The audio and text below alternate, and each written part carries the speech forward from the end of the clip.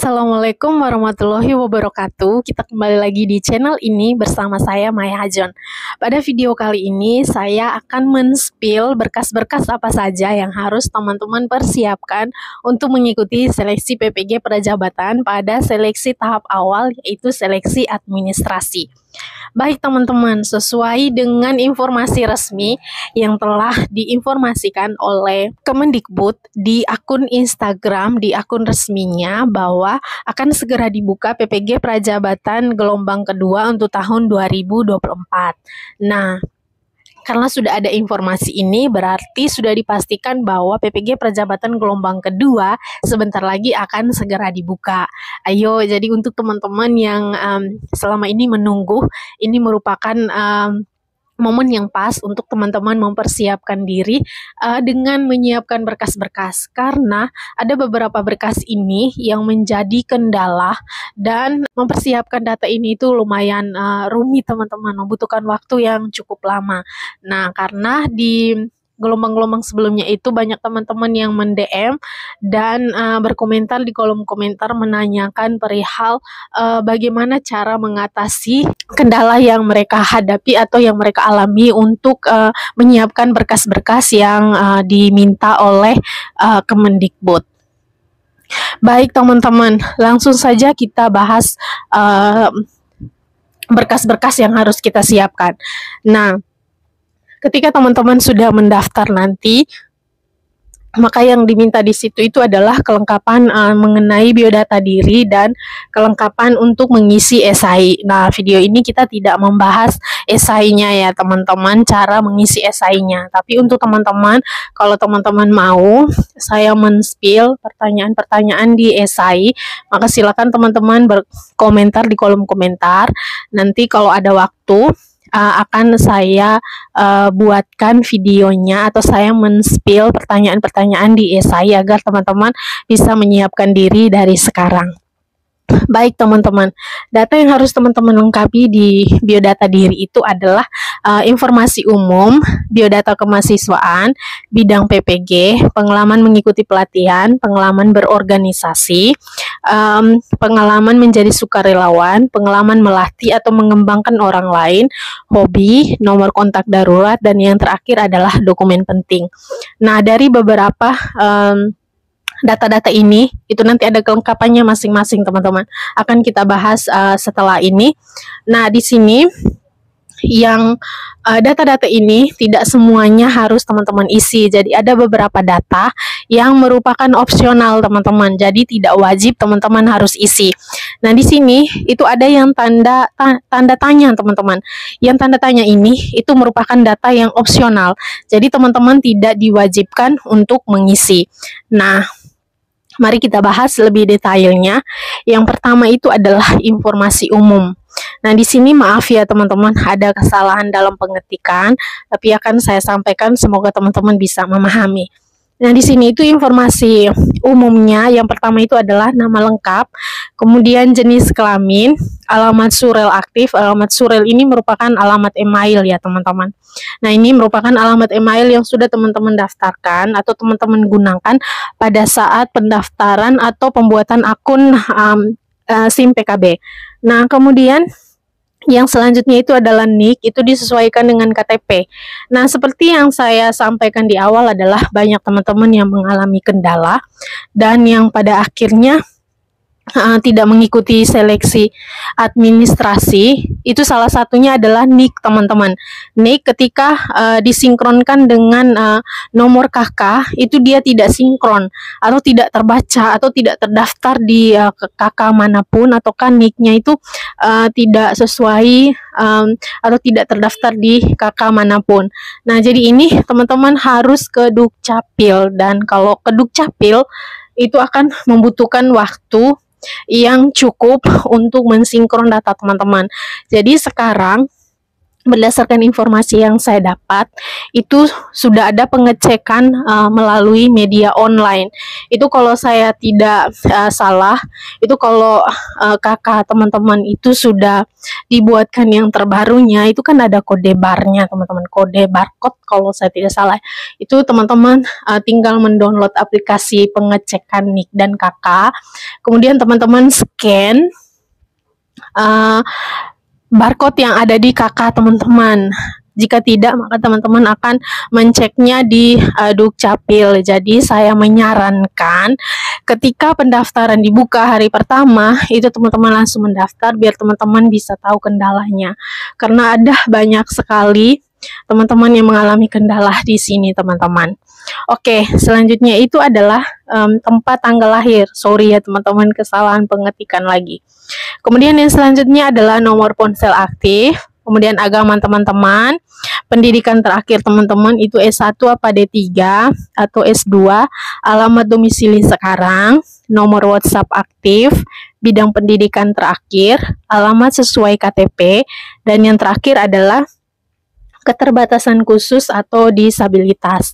Nah, di sini itu nanti ada pilihannya ya dan tidak. Kalau teman-teman tidak mengalami keterbatasan khusus, maka silakan teman-teman memilih pilihan yang tidak.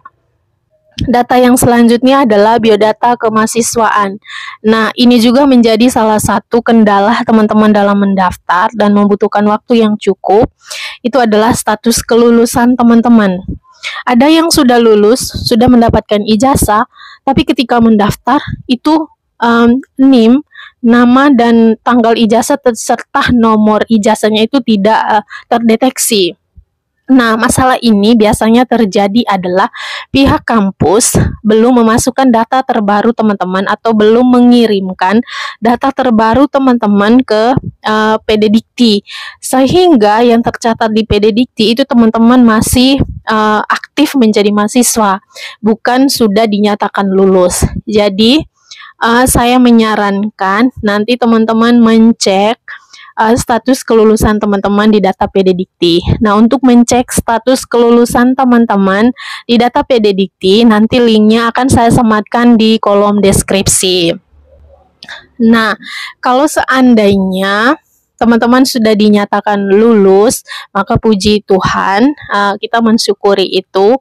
Tapi kalau nanti ketika pendaftaran, ternyata datanya tidak sesuai, belum dinyatakan lulus atau tidak sinkron atau tidak terbaca, tetapi pengecekannya di data PD Dikti sudah dinyatakan lulus, maka teman-teman tetap menghubungi pihak kampus karena itu menjadi kewajiban daripada pihak kampus teman-teman. Nah, kemudian di data kemahasiswaan ini teman-teman akan melengkapi nama mahasiswa, nama sesuai ijazah, kemudian asal perguruan tinggi teman-teman, asal prodi teman-teman, nomor induk mahasiswa, kemudian IPK teman-teman, nomor ijazah dan tanggal lulus. Nah, nomor ijazah dan tanggal lulus ini biasanya sudah ada di ijazah teman-teman sekalian. Data selanjutnya yang harus teman-teman lengkapi adalah bidang PPG. Nah, bidang PPG ini adalah bidang studi yang teman-teman pilih untuk teman-teman nanti kuliah ambil bidang studi apa. Nah, untuk teman-teman yang kalau dari pendidikan mungkin ini akan menjadi hal yang paling mudah. Tapi untuk teman-teman yang bukan berasal dari prodi pendidikan, maka teman-teman bisa mencek linearitasnya di website resmi dari Kemendikbud. Dan untuk teman-teman yang bidang studinya tidak dibuka, itu teman-teman bisa mencek linearitasnya juga di website resmi dari Kemendikbud. Nah, data yang selanjutnya adalah pengalaman mengikuti pelatihan. Ini yang sudah seperti saya sampaikan di awal, pengalaman mengikuti pelatihan ini merupakan opsional, jadi ketika teman-teman tidak mempunyai pengalaman mengikuti pelatihan, maka teman-teman tidak diwajibkan untuk mengisi. Kemudian selanjutnya pengalaman berorganisasi. Pengalaman berorganisasi juga sama teman-teman, merupakan opsional. Selanjutnya adalah pengalaman menjadi sukarelawan. Nah, ini juga merupakan opsional ya teman-teman. Dan ini pengalaman melatih atau mengembangkan orang lain. Ini juga merupakan opsional, jadi teman-teman tidak wajib mengisi. Jika ada, teman-teman mengisi. Jika tidak ada, tidak diwajibkan ya. Nah, selanjutnya adalah hobi. Di sini adalah hobi yang ditekuni. Nah, hobi apa yang sedang teman-teman tekuni dan sudah berapa lama teman-teman menekuni hobi tersebut? Selanjutnya itu adalah nomor kontak darurat. Nah, nomor kontak darurat di sini teman-teman bisa memasukkan nomor handphone dari orang tua atau saudara, sepupu atau saudara kandung, kakak atau adik, atau kalau teman-teman sudah menikah bisa mengisi nomor dari suami atau istri. Kalau teman-teman sudah punya anak dan sudah besar, tapi kayaknya tidak ya teman-teman, karena pasti usianya sudah melebihi. Nah, di sini teman-teman juga bisa mengisi kontak dari orang terpercaya teman-teman, seperti pacar mungkin ya. Nah, selanjutnya adalah dokumen penting. Nah, di dokumen penting ini teman-teman, yang pertama itu yang harus dilengkapi adalah pas foto.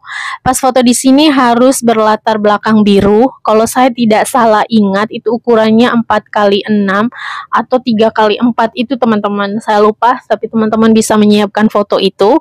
Nah, untuk fotonya adalah harus berpakaian formal, kemeja putih, rambutnya harus rapi. Dan bagi teman-teman yang menggunakan jilbab, diharapkan jilbabnya harus berwarna hitam. Oke ya, lalu selanjutnya adalah fakta integritas. Nah, fakta integritas ini filenya sudah ada teman-teman. Jadi tinggal teman-teman mendownload, kemudian teman-teman print, dan teman-teman mengisi data diri teman-teman di situ, bisa pakai ketik, bisa juga tulisan tangan. Kemudian teman-teman bubui dengan meterai, lalu ditanda tangan, kemudian di scan dan diupload kembali. Nah, untuk teman-teman yang bertanya, Kak, bisa tidak menggunakan meterai elektronik?